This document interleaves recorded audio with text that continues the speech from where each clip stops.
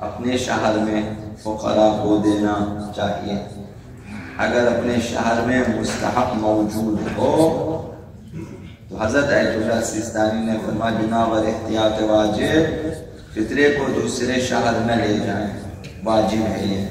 اپنے شہر میں جب تک مستحق موجود ہے دوسرے شہر میں آپ نہیں بیچ سکتے کہ آپ یہاں سے کسی دوسرے شہر میں اپنے عزیزوں کے لیے یا دوسرے فقراء کے لیے بھیجیں، یہ اولاً جائز نہیں ہے جب تک اپنے شہر میں فقراء موجود ہیں۔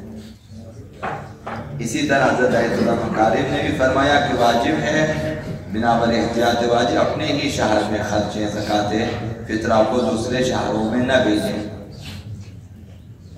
کسی دوسرے شہر میں اپنے رشتہ داروں کے لیے نہیں بھیج سکتے مگر یہ کہ اپنے شہر میں مستحق پیدا نہ ہو، یہاں سب امیر بن جائیں، ثروت مند ہو جائیں، کوئی فقیر نہ رہے، پھر آپ دوسرے شہر فقراء کے لیے بھیج سکتے ہیں۔ دوسرا مسئلہ، ایک فقیر کو 1 سا 3 کلوگرام جو کہ ایک فطرہ ہے اس سے کمتر نہیں دینا چاہیے۔ یہ عام فقہاء کا فتویٰ ہے۔ حضرت آیت اللہ سیستانی کا فتویٰ یہ کہ مستحب ہے کہ ایک فقیر کو ایک فطرہ مکمل 1 سا 3 کلوگرام سے کم نہ دے، یعنی ایک فطرے کو تقسیم نہ کرے، یہ مستحب ہے۔ باقی فقہاء کے نزدیک واجب ہے کہ ایک فقیر کو مکمل ایک فطرہ دے دیں، اسے نصف نہ کرے۔ مثلا آپ کا ایک فطرہ جو ہے مثلا 3 کلوگرام کا جتنا بنتا ہے ویسے مثلا وہ اس میں آدھا کر کے آدھا کسی کو آدھا کسی کو نہ دیں، ایک فطرہ مکمل دے دیں۔ مثلا ایک بندے کا جو ایک فطرہ ہے وہ کسی ایک فقیر کو دے دیں، اسے تقسیم نہ کریں۔ احتیاط واجب یہ ہے کہ ایک فقیر کو 1 سال کے اخراجات سے زیادہ نہ دیں۔ جس فقیر کو آپ دیں گے زکوٰۃ فطرہ اس میں سال بھر کے خرچے تک دے سکتے ہیں۔ یہ عرض کیا کہ مثلا اس کے پاس آمدنی یا بالکل نہیں ہے کہ 1 سال میں اسے کس قدر خرچہ چاہیے اسی حساب سے آپ دے دیں، اس سے زیادہ نہ دیں۔ اگر مثلا کمبود ہے کہ بھئی 1 سال کے دوران اسے مزید 50,000 کی ضرورت ہے، 1 لاکھ روپے کی ضرورت ہے تو آپ 1 لاکھ دیں، اس سے زیادہ نہ دیں، یعنی 1 سال میں اسے اتنی ضرورت ہے، سال بھر کے اخراجات، اس سے زیادہ نہ دیں۔ یہ واجب ہے، زیادہ نہیں دے سکتے۔ اگر کوئی شخص دعویٰ کرے کہ میں فقیر ہوں تو جب تک اطمینان نہ ہو واقعاً فقیر ہے اس وقت تک اسے فطرہ نہیں دینا چاہیے۔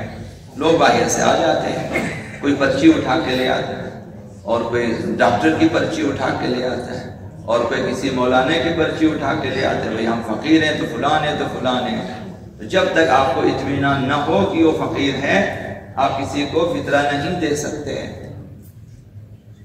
جب تک آپ کو خود آپ معلومات کریں اگر یہ واقعی فقیر ہے، نادار ہے، مستحق ہے، تب آپ دے سکتے ہیں۔ ویسے ہی ہر دعویٰ کرنے والے کو نہیں دے سکتے زکوٰۃ۔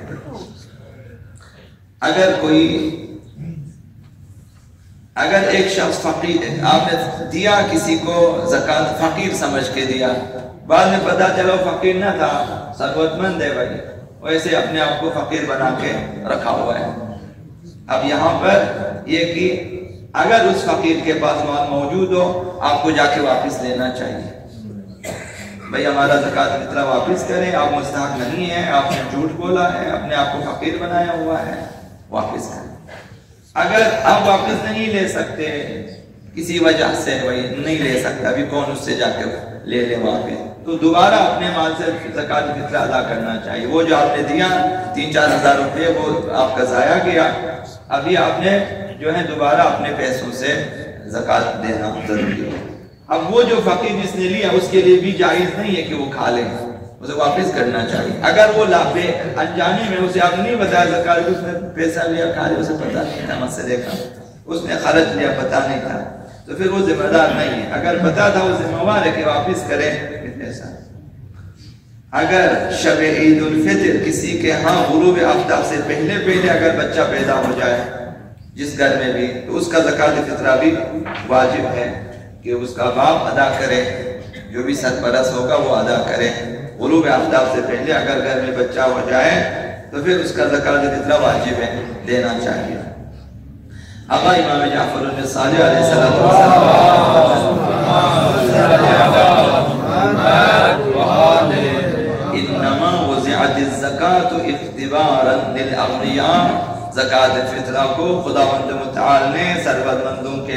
ذریعہ آزمائش قرار دیا ہے، ان کا امتحان لیا جا رہا ہے۔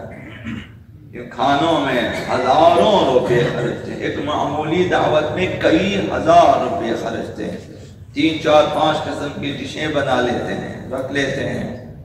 اب زکوٰۃ دینے پہ آ جائے اس میں اس قدر کاٹ کوٹ کر لیتے ہیں کہ اگر کسی فقیر پر احسان کرنا چاہتا ہے تو انتظار کرتا ہے کہ زکوٰۃ فطرہ اسے دینا ہے، اپنے جیب سے نہیں دیں گے، وہ بھی مثلا خدا اور امام کا مال دینا چاہتا ہے کہ بھئی ہمارے ہاں ایک مستحق ہے فلان، ایک خمس دینا چاہتا ہے تو ابھی سوچ میں پڑ جاتا ہے یہ خمس کسی ایسے شخص کو دیں کہ میرا نمبر بھی بڑھے، اس کی ہاں میرا عزت بھی ہو، میرا احترام، خمس بھی ادا ہو جائے۔ تو ایسا نہ کریں، اپنے جیب سے بھی دیا کریں فقیروں کو، کہ صرف اس انتظار میں۔ یہ ان کی آزمائش ہے کہ کس قدر اپنی تفریح پہ خرچتے ہیں، کس قدر جو ہے وہ لہو و لعب میں خرچتے ہیں، اور کس قدر اب یہ زکوٰۃ فطرہ یا زکوٰۃ مالی کی بات آ جائے تو مثلا بہت سارے لوگ کنجوسی کر لیتے ہیں۔ یہ فرمایا کہ ثروت مندوں کی آزمائش ہے رمضان مبارک میں، وَمَعُونَةً لِلْفُقَرَاءِ، اور فقیروں کی مدد کے لیے خدا تعالیٰ نے قرار دیا کہ فقراء کی مدد ہو جائے، ان کے لیے گزران زندگی بہتر ہو جائے، اس لیے رکھا ہوا ہے۔ وَلَوْ أَنَّ النَّاسَ أَدُّوا زَكَاةَ أَمْوَالِهِمْ، اگر لوگ اپنے زکوٰۃ اموال ادا کریں، مالوں کی زکوٰۃ ادا کریں، تو پھر مَا بَقِيَ مُسْلِمٌ فَقِيرًا مُحْتَاجًا، تو دنیا میں کوئی فقیر محتاج نہیں رہے گا۔ خدا متعال کا فیصلہ ہے۔ اور کسی زمانے میں ہم نے سنا کہ مثلا امام راہب نے بھی فرمایا کہ اگر شیعہ اپنا خمس زکوٰۃ ادا کرے دنیا میں کہیں کوئی شیعہ فقیر نہیں رہے گا ابھی بھی۔ اور یہ یقینی ہے کہ احادیث مبارکہ میں آیا کہ اگر کہیں کوئی فقیر نظر آ جائے تو سمجھو کہ کسی امیر نے اس کا حق کھایا ہوا، تبھی تو وہ فقیر ہے، یعنی کسی امیر نے اس کا حق نہیں دیا، یا خمس میں سے یا زکوٰۃ میں، زکوٰۃ فطرہ میں سے، یا صدقات جو بھی ہے اس میں سے اس نے روکا ہوا نہیں دیا ہے، تبھی فقیر ہے۔ ابھی ہزاروں افراد ہیں، ہزاروں، وفاق روک لیتا ہے، پھر صوبائی حکومت روک لیتی ہے، پھر وزراء روک لیتے ہیں، پھر ٹھیکیدار روک لیتے ہیں، پھر مزدور میں سے جو ہیڈ ہے وہ بھی روک لیتا ہے چھوٹے مزدوروں میں، یہ وہاں سے روکتے ہوئے آتے ہیں۔ 1 کروڑ روپیہ جو ہے مزدور ہو جاتا ہے، آپ کو 7 لاکھ دے دیتے ہیں، باقی ادھر سے کاٹ کوٹ کے ادھر وہ 7 لاکھ میں جب تک ٹھیکیدار کے ہاتھ میں آ جائے کچھ وہ روک لیتے ہیں، پھر اس کے بعد جو نیچے والا اور آگے آپ کو 10-15 لاکھ مل جاتے ہیں کروڑ میں سے، اور وہ بھی لگتا ہے نہیں تو سب فقیر اسی لیے رہتے، اوپر والے کھا رہے ہیں مزے سے۔ وَلَوْ أَنَّ النَّاسَ أَدُّوا زَكَاةَ أَمْوَالِهِمْ مَا بَقِيَ مُسْلِمٌ، کوئی مسلمان فقیر باقی نہ رہتا۔ وَلَسْتَغْنَى بِمَا فَرَضَ اللَّهُ عَزَّ وَجَلَّ لَهُ، جو کچھ خدا متعال نے فرض کیا اس کے سبب تمام فقراء بے نیاز ہو جاتے ہیں، یعنی زکوٰۃ اور خمس کے اموال سے فقراء بے نیاز ہو جاتے ہیں، سال بھر کے اخراجات ان کے پورے ہو جاتے ہیں۔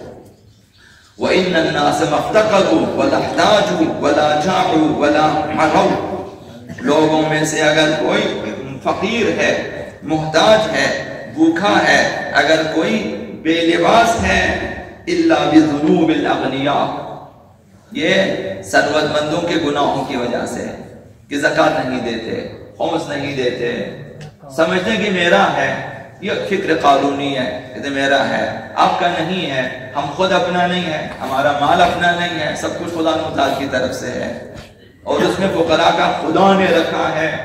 یہ اسی طرح سے ہے کہ آپ کو کسی مثلا مخیر شخص نے آپ کو دیا، بھائی آپ کے 1 کروڑ روپیہ آپ کو دیا، بھائی اس میں سے مثلا 10 لاکھ آپ رکھیں، 10 لاکھ فلاں کو دے دیں، 10 کسی کو دے، اس کسی کو، آپ نے سب رکھ لیا۔ اسی طرح سے خدا متعال آپ کو ثروت مند بنا دیا، اس میں یہ کہ بھائی فقیروں کا حق ہے، محتاجوں کا حق ہے، ماں باپ کا حق ہے، رشتہ داروں کا حق ہے، صلہ ارحام اسی میں سے آپ نے کرنا ہے، حج و زکوٰۃ اسی میں واجب ہے۔ انسان کہتے ہیں نہ حج پہ جاؤں گا، نہ صلہ ارحام کروں گا، نہ فقر پہ دوں، کچھ میں سب آپ خود رکھ لیتا ہے۔ یہ اسی طرح سے ہے، آپ کو کسی نے پیسہ دیا کہ کچھ آپ رکھیں کچھ دوسروں کو دے دیں، آپ نے کہا نہیں سب میں خود رکھ لیتا ہوں۔ یہ اسی طرح سے مال خدا متعال کا ہے، خدا متعال نے دیا، انسان ادا نہیں کرتا۔ صلہ رحم واجب ہے، اس میں خرچنا چاہیے، نہیں خرچتا۔ ماں باپ کے لیے خرچنا واجب ہے، خرچنا چاہیے۔ ہمسایوں کے لیے ضرورت کے وقت خرچنا واجب ہے، خرچنا چاہیے، نہیں خرچ۔ تو امام نے فرمایا کہ اگر کوئی فقیر ہے، بھوکا ہے، ننگا ہے، یہ امیروں کے گناہوں کی وجہ سے ہے۔ گناہ یعنی گناہ مالی ہے، یہ زکوٰۃ والے آقا امام جعفر الصادق علیہ السلام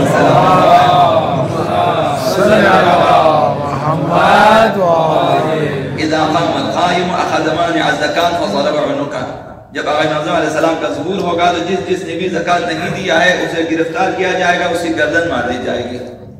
آقا امام جو ہے آقا امام صلی اللہ علیہ وسلم نے فرمایا، روضۃ الواعظین میں بحال عنوان میں روایت موجود ہے کہ آقا امام زمان بھی کسی نے زکات نہیں دیا، اگر گرفتار کیا آقا امام علیہ السلام کے اگر موجود رہا اس کی گردن مار دی جائے، یعنی اس کی سزا قتل ہے آقا امام زمان کی حکومت میں۔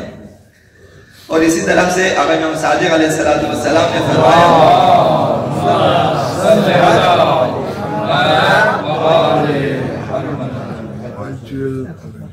ایک انسان مثلا وضو نہیں کرتا تو آپ اسے کہے بے وضو ہے، وہ ناراض ہو جاتا ہے۔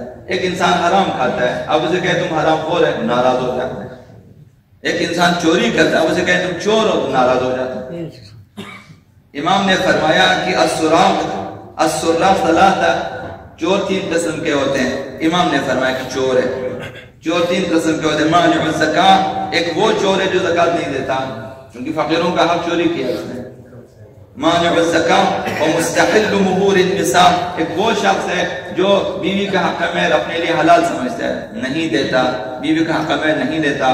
جی ہاں، 12-14 سکے لکھ دیتے ہیں سونے کے، بعد میں کہتے ہیں ہم کہاں سے دے دیں۔ جب آپ نہیں دے سکتے تو لکھنا غلط ہے، اور اس نکاح میں بھی اشکال ہے۔